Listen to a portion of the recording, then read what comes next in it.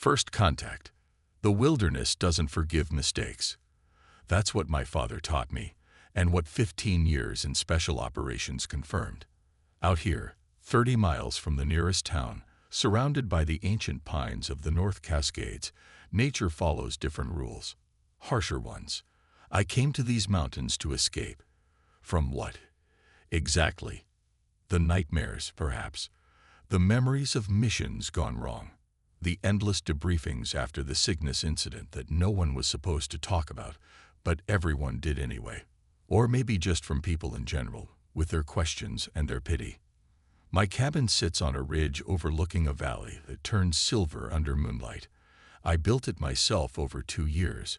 Reinforced walls, bulletproof windows, backup generators, and enough supplies to last through nuclear winter. Old habits. The military psychologist called it hypervigilance. I call it staying alive. The first sign something was wrong came 3 months after I moved in. Just before dawn, I found deep gouges in the trees surrounding my property. Not bear claws. Too high up, too deliberate, almost like warnings. I checked my security feeds. Nothing. Whatever made those marks avoided my cameras. That night, I loaded my rifle and waited. Nothing came. The second sign appeared a week later. A strange circular pattern pressed into the snow about 50 yards from my cabin door. Perfectly round, 15 feet in diameter, like something had landed there. Inside the circle, the snow had melted completely, revealing bare, scorched earth. I took samples, ran tests with the equipment I'd salvaged from my last assignment. The earth contained traces of an isotope I'd never seen before, something that shouldn't exist on Earth. But the third sign, that's when everything changed. It was the first full moon of winter. The forest had gone quiet in that unnatural way that makes the hairs on your neck stand up. I was on the porch, coffee in one hand, rifle in the other, watching my breath form clouds in the frigid air. Then I heard it, a sound like metal tearing, coming from the tree line to the north. I dropped to a crouch, switched my tactical goggles to thermal, and scanned the trees. Nothing at first, then movement. 2 heat signatures, massive ones, locked in combat. One burned blue-white on my display, a temperature no living creature should be able to sustain. The other glowed a more familiar red-orange, but its shape was all wrong. Bipedal, but too tall, too lean to be human. They fought with ferocious intensity, crashing through the underbrush.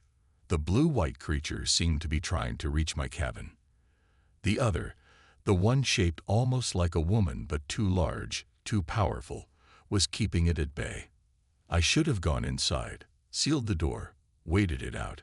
That would have been the rational response. Instead, I moved closer, keeping to the shadows, my training taking over. 20 yards from the fight, I got my first clear look. The blue-white entity wasn't an animal or a human. It had the approximate shape of a wolf, if wolves were made of living crystal, and stood 6 feet at the shoulder. Its claws left glowing cuts in the air itself, like it was tearing through the fabric of reality. And its opponent, Christ. She was easily 7 feet tall, covered in silver-gray fur that caught the moonlight like polished metal. Her face was a perfect hybrid of human and wolf. Intelligent golden eyes set in a lupine skull, ears swept back against her head. Despite her size, she moved with a fluid grace, anticipating the crystal wolf's attacks before they came. A werewolf. My rational mind rejected the thought immediately, searching for other explanations. A government experiment. An unknown species. Anything but the myths my grandmother used to whisper about on long winter nights. The crystal wolf lunged, its jaws aimed at the werewolf's throat. She twisted away, but not quite fast enough. One crystalline claw opened a deep gash across her shoulder. She staggered, and for a moment, I thought she would fall. Without thinking, I raised my rifle and fired. The bullet struck the crystal wolf's flank and shattered into fragments, barely slowing it down. But it was enough of a distraction. The werewolf seized the moment, her claws finding purchase where my bullet couldn't. She tore into the creature with renewed fury, and this time the crystal wolf retreated, limping back toward the deeper forest until it disappeared from sight.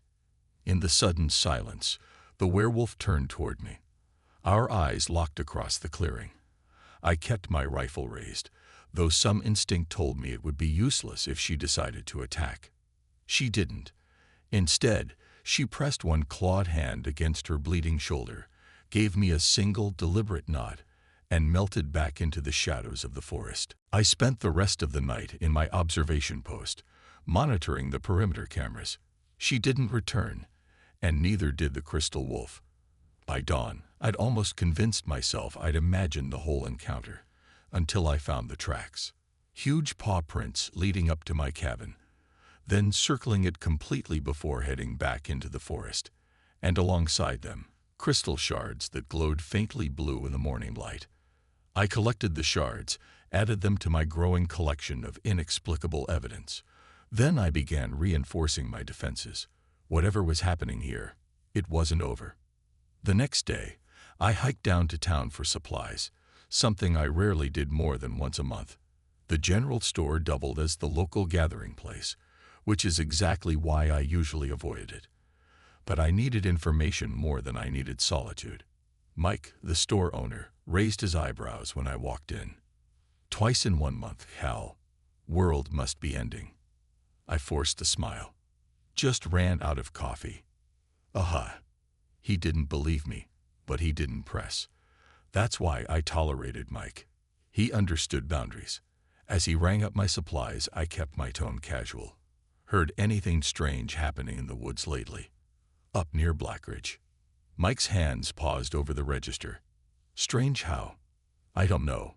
Weird animals, maybe. Unusual tracks. He studied me for a long moment, then glanced around to make sure we were alone.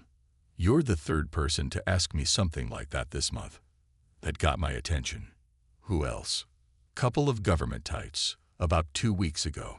Called themselves Wildlife Management, but they had that look. What look?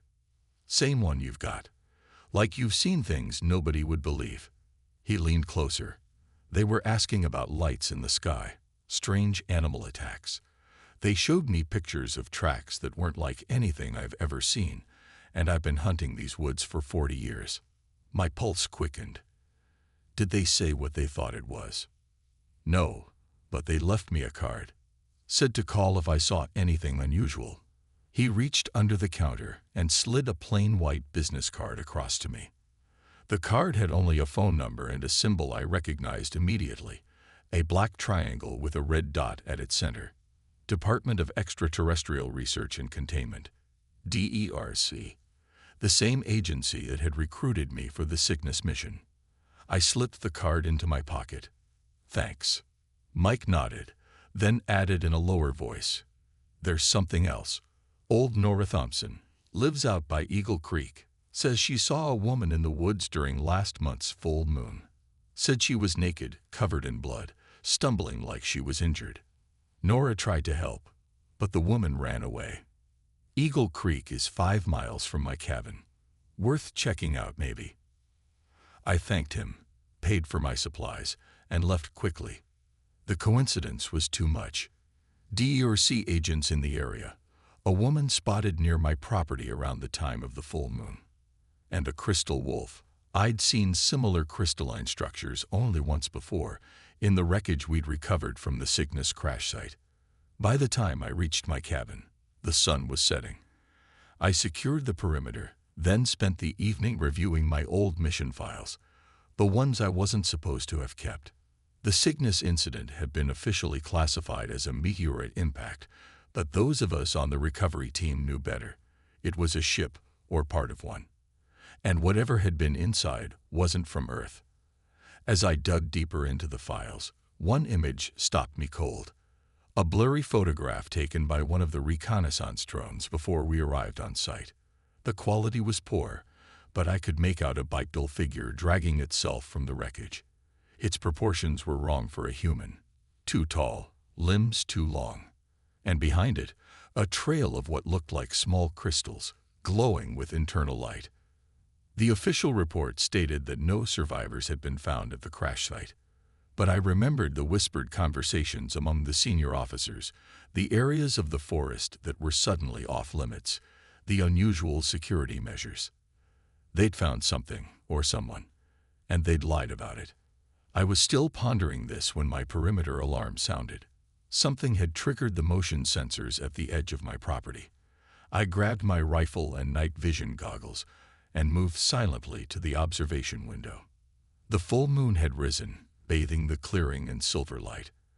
At first, I saw nothing. Then, at the edge of the trees, a shadow moved. Tall and graceful, silver fur gleaming in the moonlight. The werewolf. She was walking slowly, almost casually, along the perimeter of my property. Every few yards, she would stop, scratching deep marks into a tree trunk before continuing her patrol, making a boundary. I should have been terrified. Instead, I felt a strange sense of reassurance.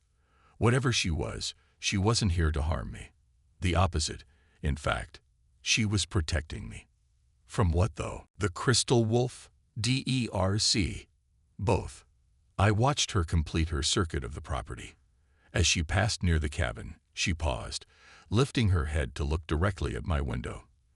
Though I knew she couldn't see me in the darkness, her golden eyes seemed to fix on mine with uncomfortable precision. She held my gaze for a long moment, then continued into the forest. I stayed at the window long after she disappeared, my mind racing with questions. Who was she? What was her connection to the Cygnus crash?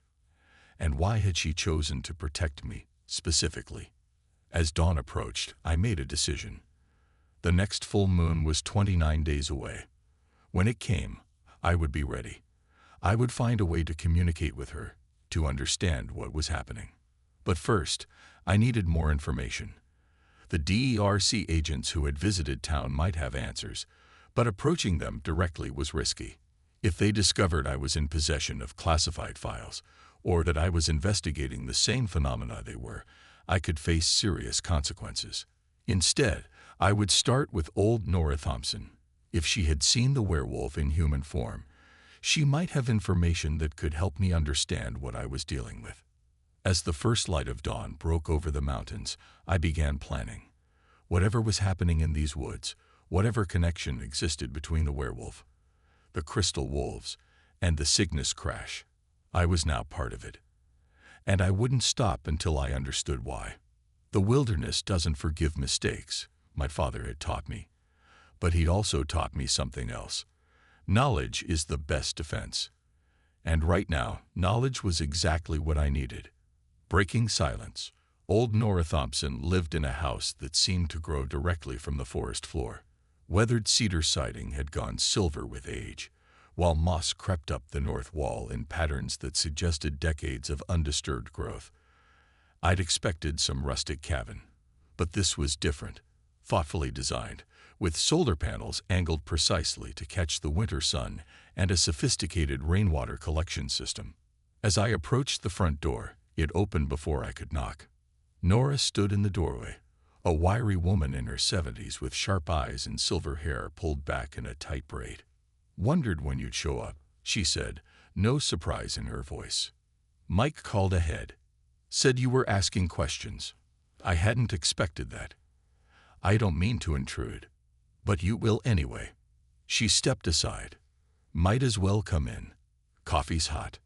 The interior was unexpected, not the cluttered home of a reclusive old woman, but a space that would have made any tech enthusiast jealous.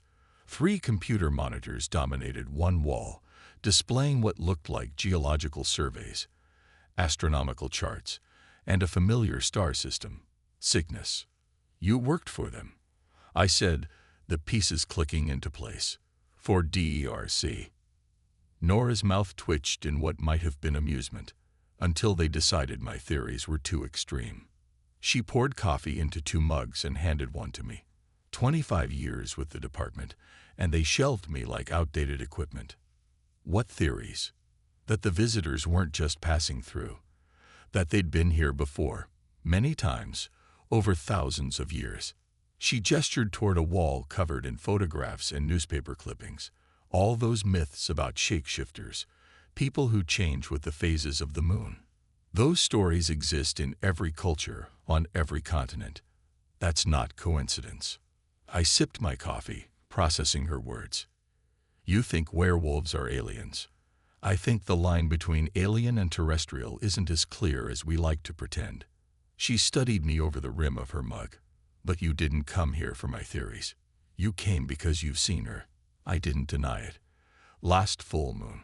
Fighting something else. Something crystalline.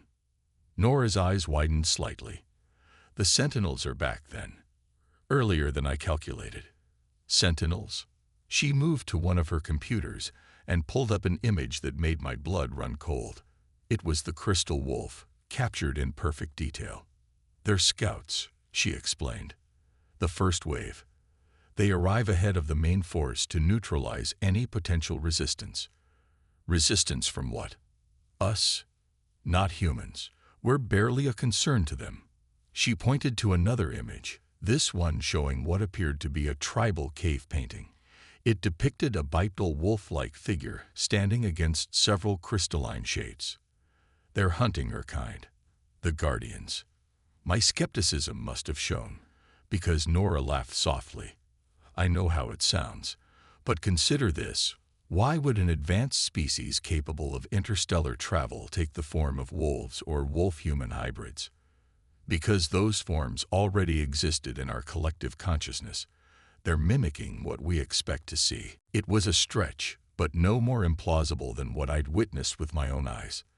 The woman you saw after the full moon. Tell me about her. Nora's expression softened. She was injured. Badly. Burns along her left side, the kind I've seen before in others who've encountered Sentinel technology. I offered help, but she was afraid. Not of me, specifically, but of human contact. She paused. She spoke, though, just one word, before she ran. Vanguard. Vanguard. Like an advance force. Or a warning. Nora set down her mug. The next full moon is in 3 days. If you're planning what I think you are, you should know that DERC has increased patrols in the area. They're looking for both the Sentinel and the Guardian, and they won't discriminate between them when it comes to containment. I absorbed this information silently. My original plan had been to set up surveillance, try to track the werewolf, the Guardian, back to wherever she went during daylight hours. But if DERC was actively hunting her, I need to warn her, I said, half to myself. Nora nodded. Yes, you do. But first, you need to understand what you're getting involved with. She reached into a drawer and pulled out a small device, no larger than a matchbox. This is a scanner I developed. It can detect the energy signature given off by both Sentinels and Guardians. Take it. As I reached for it, she held onto my wrist. One more thing. The woman I saw, she had a mark here. Nora tapped the back of her own neck, like a tattoo or a brand. 3 interlocking circles. If you see it, tell her Nora says, Homeworld still stands. I left Nora's house with more questions than answers, the scanner secure in my pocket and her cryptic message replaying in my mind. If her theories were correct, if the werewolf was some kind of alien guardian engaged in a war I couldn't begin to comprehend, then I was stepping into something far more dangerous than I'd imagined. But I couldn't walk away. Not now. I spent the next 2 days preparing the cabin. I disabled the more aggressive security measures that might harm the Guardian if she approached. I stocked medical supplies, installed additional cameras with thermal imaging capabilities, and set up the scanner Nora had given me. On the night of the full moon, I waited on the porch. The scanner sat on the railing, its small display showing nothing but ambient energy readings. The forest was quiet, too quiet. Even the insects had gone silent. The scanner beeped softly just after midnight, a spike in energy readings from the north, moving fast. I grabbed my rifle, more out of habit than any belief it would be effective, and waited. The crystal wolf burst from the tree line first, not one this time, but 3. They moved in perfect synchronization, their bodies flowing around trees and rocks like liquid metal. Behind them came the Guardian, her silver fur stained dark with what I assumed was blood. She was outnumbered and clearly injured, but fighting with desperate intensity. One of the sentinels broke away from the pack, heading directly for my cabin. I raised my rifle and fired 3 shots in quick succession. The bullets seemed to pass straight through its crystalline body without effect, but it changed course, now focused on me. I had a momentary vision of my own death, torn apart by crystal claws that could cut through reality itself. Then the Guardian was there, placing herself between me and the sentinel. She roared, a sound that seemed to shake the very air, and launched herself at the creature. The 2 remaining sentinels closed in. The Guardian was fighting a losing battle, and we both knew it. Without thinking, I reached for the flare gun I'd packed as a last resort, aimed at the nearest sentinel, and fired. The magnesium flare struck the crystal wolf directly in its center mass. For a moment, nothing happened. Then the creature began to vibrate, its crystalline structure resonating at an increasing frequency until, with a high-pitched whine, it shattered into 1,000 glittering fragments. The remaining sentinels paused, seemingly reassessing the threat. It gave the Guardian the opening she needed. She dispatched one with a vicious swipe of her claws, while the last sentinel retreated, disappearing back into the forest with unnatural speed. In the sudden silence that followed, the Guardian turned to face me. She was breathing heavily, golden eyes bright with pain and what might have been surprise. She took one lurching step toward me, then collapsed. I moved without hesitation, crossing the distance between us in seconds. Up close, her injuries were worse than I'd thought. Deep gashes across her torso, burns along her flank that smelled of ozone and something alien. Her breathing was shallow, her massive form trembling. "I'm going to help you," I said, not knowing if she could understand human speech. "But I need to get you inside." To my shock, she nodded once, deliberately. Then, with visible effort, she began to change. Her form shimmered, the silver fur receding, limbs shortening and reshaping. The transformation wasn't the violent, bone-cracking process depicted in horror films, but rather a fluid shift, like watching a reflection ripple across water. Where the werewolf had been, a woman now lay unconscious, tall and lean, with the same silver-white hair, her skin marked with scars old and new. And there, at the base of her neck, exactly as Nora had described, 3 interlocking circles. I carried her into the cabin, laid her gently on my bed, and began treating her wounds. Some responded to conventional first aid, while others, particularly the crystalline burns, seemed to resist treatment. I did what I could, then sat back to wait. She woke just before dawn, her golden eyes snapping open with startling alertness. In one fluid motion, she was on her feet, backing away from me with the wariness of a cornered animal. "You're safe," I said, keeping my voice low and calm. "The sentinels are gone." She studied me, head tilted slightly. "You killed one." Her voice was surprisingly melodic, with an accent I couldn't place. "How?" "Magnesium flare. It seemed to disrupt its molecular structure." She nodded slowly. "Resonance vulnerability. Clever." She glanced toward the window, where the first light of dawn was breaking through the trees. "I should go." "Wait," I said quickly. "You're injured, and DERC is looking for you." That stopped her. "The Human Containment Agency. How do you know this?" "I used to work for them, on the Cygnus recovery." Her expression hardened. "Then you are a hunter." "No, not anymore." I hesitated, then decided to take a risk. "Nora Thompson said to tell you, Homeworld still stands." The effect was immediate. The tension in her shoulders released slightly, and something like hope flickered across her face. "You've spoken with the archivist. She lives." "Yes, she's the one who helped me understand what the Sentinels are. What you are." The woman, the Guardian, studied me with renewed intensity. "And what am I, human?" "I was hoping you'd tell me." A faint smile touched her lips. "Fair enough. She moved cautiously back toward the bed and sat, wincing slightly as the movement aggravated her injuries. My name is Lyra. I am what your people would call a guardian, though that is not the word we use. We are protectors, assigned to worlds at risk of sentinel infiltration. Infiltration for what purpose? Conquest. Assimilation. The Sentinels serve a collective consciousness that spreads across galaxies, absorbing all life into its network. She touched the burns on her side. They'd been coming to your world for millennia, but in small numbers, testing defenses. Now they're arriving in force. The Cygnus ship was just the beginning. I processed this information, trying to reconcile it with what I knew. The classified reports, the recovered technology, the government's desperate attempts to reverse engineer alien tech without understanding its purpose. Why the wolf form? I asked finally. Nora suggested it was some kind of mimicry. Lyra shook her head. Not mimicry. Adaptation. Your world's energy field. What some call magic, others spirit. It shapes us. We take forms suited to the worlds we protect. She hesitated. And I was born here. Half of me is of this world.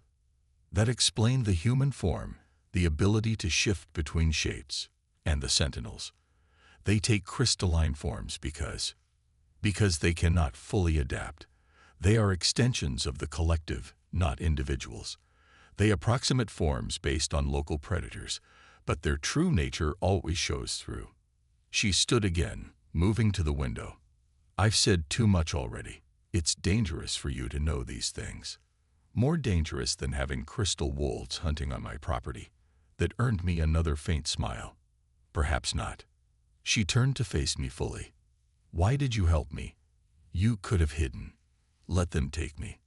I considered the question carefully. Why had I risked my life for her?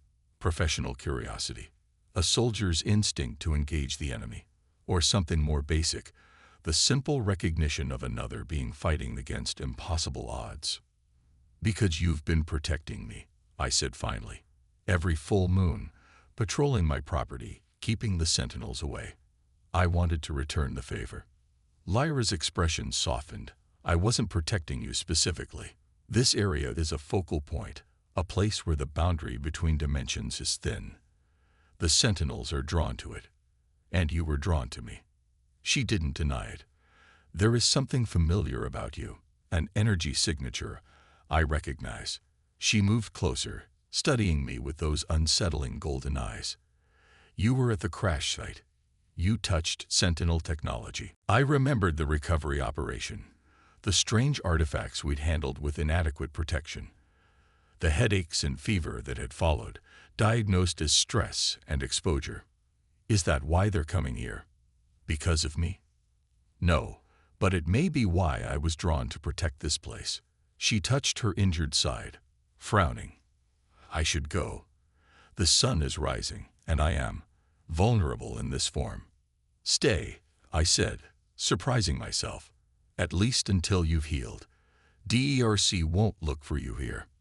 Lyra hesitated. Why would you shelter me? Because I think we're fighting the same enemy. And because I struggle to articulate the strange connection I felt to her. Because I've been alone out here for a long time. And I think you have too. Something flickered in her golden eyes. Recognition, perhaps, or a shared understanding. Until I've healed, she agreed finally. But understand this, human. If they find me here, they will show you no mercy. The Sentinels do not distinguish between guardians and those who aid them. I understand the risk. She nodded once. Then we have an agreement. She extended her hand, a surprisingly human gesture. I took it, feeling the strength in her grip and the strange warmth of her skin. My name is Cal, by the way. If we're going to be roommates, you should probably know that. Cal, she repeated, as if testing the sound. Short for something. Callum. Callum Hayes.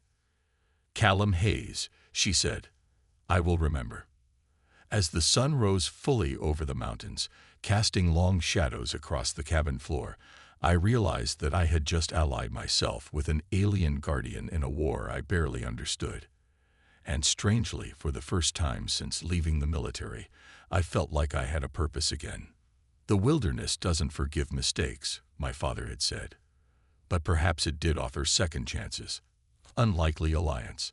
Living with an alien shapeshifter requires certain adjustments. For one thing, Lyra barely slept. She would rest in brief intervals, her body perfectly still, her breathing so shallow I sometimes checked to make sure she was still alive. For another, her diet consisted almost entirely of raw meat, though she politely accepted cooked food when offered. But the strangest part was how quickly her presence became normal. She moved through the cabin with quiet grace, examining my books and technology with the curious intensity of a child discovering a new world. She asked thoughtful questions about human customs and history, offering occasional comparative insights from her own culture that left me reeling. "Your species is very young," she told me on the third day, as we sat on the porch watching the sunset, "but remarkably adaptable. That's why the Sentinels fear you. They fear us, not the other way around." She smiled, a gesture she was using more frequently now. The collective consciousness values predictability above all else. Humans are chaotic, creative in ways that defy prediction models. It makes you dangerous. Her wounds were healing with remarkable speed. The gashes had closed within days, leaving only faint silver lines. The crystalline burns took longer, but even those were fading. As she regained strength, we established a kind of routine. During the day, she would help me reinforce the cabin's defenses, applying her knowledge of Sentinel weaknesses. I showed her how to use basic tools, and she proved to be a quick study, soon improving upon my designs with alien concepts that shouldn't have worked but somehow did. At night, she would shift to her wolf form and patrol the perimeter, returning before dawn to report any unusual activity. So far, the Sentinels had not returned, but we both knew it was only a matter of time. 1 week after her arrival, as we worked on installing a modified version of Nora's scanner along the tree line, Lyra suddenly stiffened. Her head turned sharply toward the forest, ears, which retained a slightly pointed shape even in her human form, twitching. "Someone's coming," she whispered. I reached for my rifle, but she placed a hand on my arm. "Not Sentinels. Humans. 2 of them." Before I could respond, she was gone, disappearing into the underbrush with inhuman speed. I barely had time to hide the alien technology we'd been working with before a black SUV appeared on the access road leading to my property. DERC. I recognized the vehicle type immediately, unmarked but unmistakable to anyone who had worked for the department. I set down my tools and walked casually to meet them, trying to project nothing but mild curiosity. 2 agents emerged from the SUV, both wearing the standard-issue tactical gear beneath civilian jackets. The woman, short with close-cropped dark hair, I didn't recognize. The man was a different story. "Colonel Ryan," I said, not bothering to hide my surprise. "Long way from headquarters." Colonel Marcus Ryan, head of DERC's Special Operations Division, and my former commanding officer, gave me a tight smile. Hayes, still hiding in the woods, I see." "Not hiding. Living." I nodded to the woman. "Who's your friend?" "Agent Daniels, new to the division." Ryan glanced around my property, his gaze lingering on the cabin's reinforced walls and multiple surveillance cameras. "Nice setup. Expecting trouble." "Just careful by nature. You taught me that." Ryan nodded, acknowledging the point. "Mind if we come in? We have some questions that might interest you." I led them into the cabin, acutely aware of any signs of Lyra's presence. Fortunately, she was meticulous, leaving no obvious traces of her stay. Still, Ryan's trained eyes missed nothing, lingering on the second coffee mug I'd forgotten to put away, the unusual arrangement of furniture that accommodated Lyra's preference for sitting on the floor. "So," I said, leaning against the counter, "what brings DERC all the way out here?" missing my charming personality. Ryan didn't smile. There's been activity in the area, similar to the sickness event. I haven't seen anything unusual, I lied smoothly. Agent Daniels spoke for the first time. Local residents report strange lights, unusual animal activity. One woman claims to have seen a wolf the size of a horse. I forced a laugh. You know how it is out here. People get bored, start seeing things. People like Nora Thompson. Ryan asked casually. We know you visited her last week. That surprised me, though I tried not to show it. Old friend. Stopped by for coffee. Interesting friend for someone trying to leave DERC behind. Ryan pulled out his phone, swiped through several images, then held it up to show me a satellite photo. It clearly showed my truck parked outside Nora's house. She's been on our watch list for years. Brilliant scientist, but unstable. Obsessed with theories that the department considers extreme. I didn't realize having coffee with retired scientists was against regulations. It's not. Ryan put his phone away. But harboring non-terrestrial entities is. The room seemed to drop several degrees in temperature. I kept my expression neutral.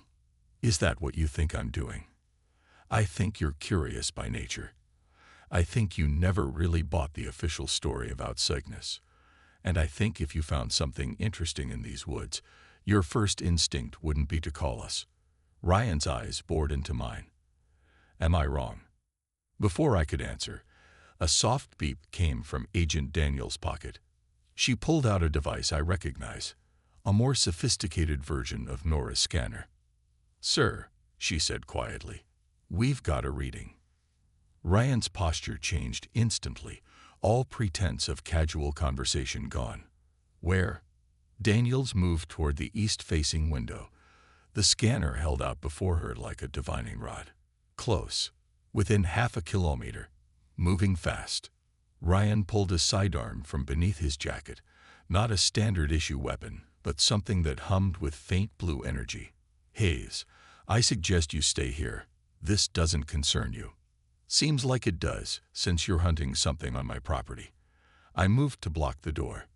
What exactly are you looking for, Colonel? For a moment, I thought he might push past me. Then the scanner in Daniel's hand emitted a shrill alarm. Multiple signatures, she reported, her voice tense. Converging on this location. Ryan's expression hardened.